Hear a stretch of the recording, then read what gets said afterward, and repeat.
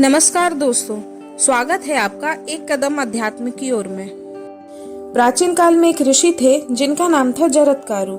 जरत्कारु शब्द का अर्थ होता है जरा शब्द मतलब क्षय और कारु का मतलब है दारुण। इसका मतलब उनका शरीर पहले दारुण अर्थात हट्टा कट्टा था, बाद में उन्होंने तपस्या करके अपने शरीर को क्षीण कर लिया। जरत्कारु ऋषि जप तप और स्वाध्याय में लगे रहते थे तथा निर्भय होकर स्वच्छंद रूप से पृथ्वी पर विचरण करते थे। उनका नियम था जहाँ सायंकाल हो जाता वहीं वे ठहर जाते। वे पवित्र तीर्थों में जाकर स्नान करते और ऐसे कठोर नियमों का पालन करते जिनका पालन करना आम पुरुषों के लिए असंभव था। एक दिन यात्रा करते समय उन्होंने देखा कि कुछ पितृ नीचे की ओर मुंह किए एक गड्ढे में लटक रहे हैं। वे खस का तिनका पकड़े हुए थे और केवल वही बचा था। उस तिनके की जड़ को भी धीरे धीरे एक चूहा कुतर रहा था। पितृगण निराहार थे, दुबले और दुखी थे। जरत्कारु ने उनके पास जाकर पूछा, आप लोग जिस खस के तिनके के सहारा लेकर लटक रहे हैं उससे एक चूहा कुतरता जा रहा है। आप लोग कौन हैं? जब खस की जड़ कट जाएगी तब आप लोग नीचे की ओर मुंह किए गड्ढे में गिर जाएंगे। आप लोगों को इस अवस्था में देखकर मुझे बड़ा दुख हो रहा है। मैं आपकी क्या सेवा करूं? मैं अपनी सारी तपस्या का फल देकर भी आप लोगों को बचाना चाहता हूँ। आप आज्ञा करें। पितरों ने कहा, आप ब्रह्मचारी हैं, हमारी रक्षा करना चाहते हैं, परंतु हमारी विपत्ति तपस्या के बल से नहीं टल सकती। तपस्या का फल तो हमारे पास भी है, परंतु वंश परंपरा के नाश के कारण हम इस घोर नरक में गिर रहे हैं। आप वृद्ध होकर करुणावश हमारे लिए चिंतित हो रहे हैं, इसलिए हमारी बात सुनिए। हम लोग यायावर नाम के ऋषि हैं। हमारे वंश में कोई भी नहीं बचा है। हमारे वंश में अब केवल एक ही व्यक्ति रह गया है, वह भी नहीं के बराबर है। हमारे दुर्भाग्य से वह तपस्वी हो गया। उसका नाम जरत्कारु है। वह वेद वेदांगों का विद्वान तो है ही, संयमी, उदार और व्रतशील भी है। उसने तपस्या के लोभ से हमें संकट में डाल दिया। उसके कोई भाई बंधु अथवा पत्नी पुत्र नहीं है। इसी से हम लोग बेहोश होकर अनाथ की तरह गड्ढे में लटक रहे हैं। यदि वह आपको कहीं मिले तो उससे इस प्रकार कहना, जरत्कारु, तुम्हारे पितर नीचे मुंह किए गड्ढे में लटक रहे हैं। विवाह करके संतान उत्पन्न करो। अब हमारे वंश के तुम ही एक आश्रय हो। ब्रह्मचारी जी, यह जो आप खस की जड़ देख रहे हैं यही हमारे वंश का सहारा है। हमारी वंश परंपरा के जो लोग नष्ट हो चुके वही इसकी कटी हुई जड़ें हैं। यह अधकटी जड़ जरत्कारु है। जड़ को तरने वाला चूहा महाबली काल है। ये एक दिन जरत्कारु को भी नष्ट कर देगा। हम लोग और भी विपत्ति में पड़ जाएंगे। आप जो कुछ है वह सब जरत्कारु से कह दीजिए। पितरों की वाणी सुनकर जरत्कारु को बहुत ही शोक हुआ। उनका गला रुंध गया। उन्होंने कहा, मैं आप लोगों का अपराधी पुत्र जरत्कारु हूँ। आप लोग मुझ अपराधी को दंड दीजिए और मेरे करने योग्य काम बताइए। पितरों ने कहा, बेटा, यह तो बड़े सौभाग्य की बात है कि तुम संयोगवश यहाँ आ गए। भला बताओ, तुमने अब तक विवाह क्यों नहीं किया? जरत्कारु ने कहा, पितृगण, मेरे हृदय में यह बात निरंतर घूमती रहती थी कि अखंड ब्रह्मचर्य का पालन करके उच्च लोकों को प्राप्त करूं। मैंने अपने मन में यह दृढ़ संकल्प कर लिया था कि मैं कभी विवाह नहीं करूंगा, परंतु आप लोगों को उल्टे लटकते देखकर मैंने अपना ब्रह्मचर्य का निश्चय पलट दिया है। मैं आप लोगों के लिए निस्संदेह विवाह करूंगा। यदि मुझे मेरे नाम की कन्या मिल जाएगी और वह भी भिक्षा की तरह, तो मैं उसे पत्नी के रूप में स्वीकार कर लूंगा, परंतु उसके भरण पोषण का भार नहीं उठाऊंगा। ऐसी सुविधा मिलने पर ही मैं विवाह करूंगा, अन्यथा नहीं।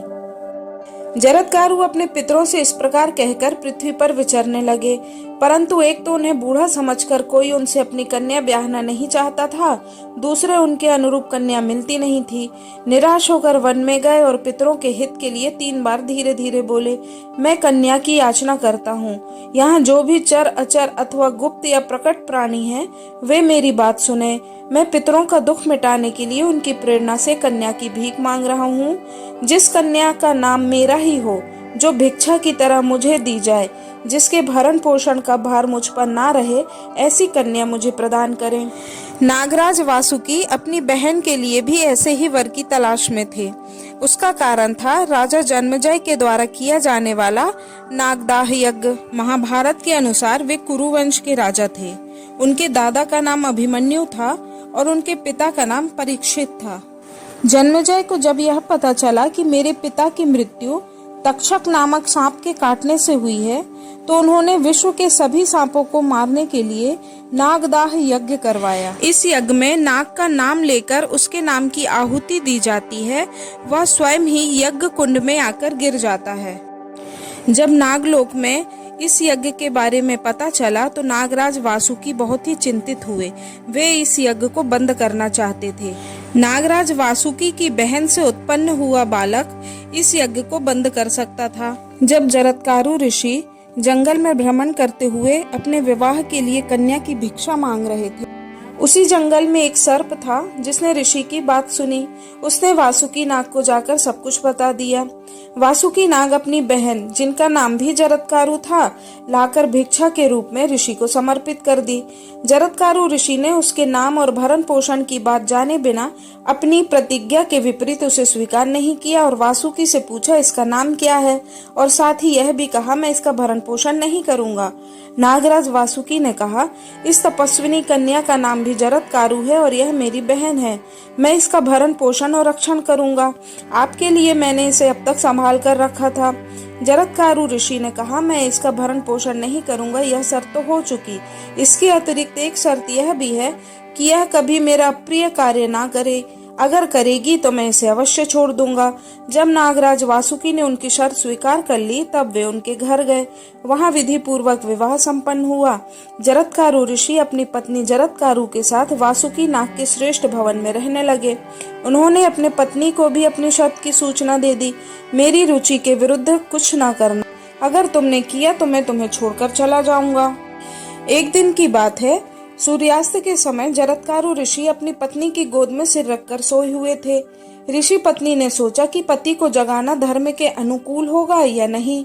ये बड़े कष्ट उठाकर धर्म का पालन करते हैं, कहीं जगाने से या ना जगाने से मैं अपराधिनी ना बन जाऊं। जगाने पर इनके कोप का भय है और ना जगाने पर धर्म लोप का भय है। मैं इनका गुस्सा तो सह लूंगी, परंतु धर्म का लोभ नहीं होना चाहिए। ऋषि पत्नी ने मधुर वाणी में कहा, उठिए, सूर्यास्त हो रहा है, आचमन करके संध्या कीजिए। यह अग्निहोत्र का समय है, पश्चिम दिशा लाल हो रही है। जरत्कारु ऋषि जगे, क्रोध के मारे उनके होंठ कांपने लगे। उन्होंने कहा, सर्पणी, तूने मेरा अपमान किया है, अब मैं तेरे पास नहीं रहूंगा। जहाँ से आया हूँ वहीं चला जाऊंगा। मेरे हृदय में यह दृढ़ निश्चय है कि मेरे सोते रहने पर सूर्य अस्त नहीं हो सकते थे। अपमान के स्थान पर रहना अच्छा नहीं है, अब मैं जाऊंगा। उनके ऐसा कहने पर ऋषि पत्नी शोकग्रस्त हो गई। उनका मुंह सूख गया, वाणी विह्वल हो गई, आंखों में आंसू भर आए। उसने कांपते हृदय से धीरज धरकर हाथ जोड़कर कहा, धर्मज्ञ, मुझे छोड़कर मत जाइए। मेरे भाई ने एक प्रयोजन लेकर आपके साथ मेरा विवाह किया था, अभी वह पूरा नहीं हुआ है। हमारे जाति भाई कद्रु माता के शाप से ग्रस्त हैं और जन्मेजय की यज्ञ से भी हम नागवंशी लोगों को बहुत परेशानी हो रही है। हमारी संतान ही हमारी जाति का कल्याण करेगी। पत्नी की बात सुनकर ऋषि ने कहा, तुम्हारे पेट में अग्नि के समान तेजस्वी गर्भ है, वह बहुत विद्वान और धर्मात्मा ऋषि होगा। यह कहकर जरत्कारु ऋषि चले गए। पति के जाते ही ऋषि पत्नी अपने भाई वासुकी के पास गई और उनके जाने का समाचार सुनाया। यह घटना सुनकर वासुकी को बड़ा कष्ट हुआ। धीरे धीरे समय बीतता गया और ऋषि पत्नी के यहाँ एक बालक का जन्म हुआ। उस बालक का नाम आस्तिक रखा गया। वह बालक बचपन में ही बड़ा बुद्धिमान और सात्विक था। नागराज वासुकी के घर पर ही उसका पालन पोषण और शिक्षा दीक्षा हुई। वह थोड़े ही दिनों में इंद्र के समान बढ़कर नागों को हर्षित करने लगा। इधर राजा जन्मेजय का नागदाह यज्ञ अब भी चालू था। यज्ञ में तक्षक नाग की आहुति दी गई। तब तक आस्तिक मुनि नागदाह बंद करने के लिए यज्ञ में पहुंच चुके थे और यज्ञ के डर से तक्षक नाग देवराज इंद्र के पास शरण मांगने चला गया। जैसे ही ब्राह्मणों को इस बात का पता चला, उन्होंने इंद्र तक्षकाय स्वाहा कहा, वैसे ही इंद्र ने उसे छोड़ दिया। जन्मेजय ने आस्तिक मुनि से कहा, आपको जो चाहिए आप मांग सकते हैं। आस्तिक मुनि ने कहा, यह यज्ञ बंद कर दीजिए। वचनबद्ध होने के कारण जन्मेजय को यह बात माननी पड़ी और यज्ञ रोक दिया गया। सर्पों ने प्रसन्न होकर आस्तिक मुनि को वचन दिया, जो भी आपकी पूजा करेगा या आपका आख्यान पढ़ेगा, हम उसे कभी कष्ट नहीं देंगे। जिस दिन सर्प यज्ञ बंद हुआ उस दिन नाग पंचमी थी। आज भी भारतीय लोग नागपंचमी का त्योहार बड़ी ही श्रद्धा के साथ मनाते हैं और सर्पों की पूजा करते हैं। तो दोस्तों, ये कहानी थी ऋषि जरत्कारु की। उनकी पत्नी का नाम भी जरत्कारु था। वैसे उनकी पत्नी का नाम मनसा देवी था। ये नाग देवी हैं और इनका मंदिर हरिद्वार में पहाड़ी पर स्थित है। इन दोनों के पुत्र आस्तिक मुनि हैं जिन्होंने नागों की रक्षा की। दोस्तों, ये कहानी आपको कैसी लगी?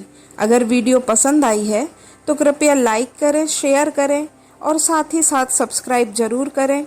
धन्यवाद। नमस्कार।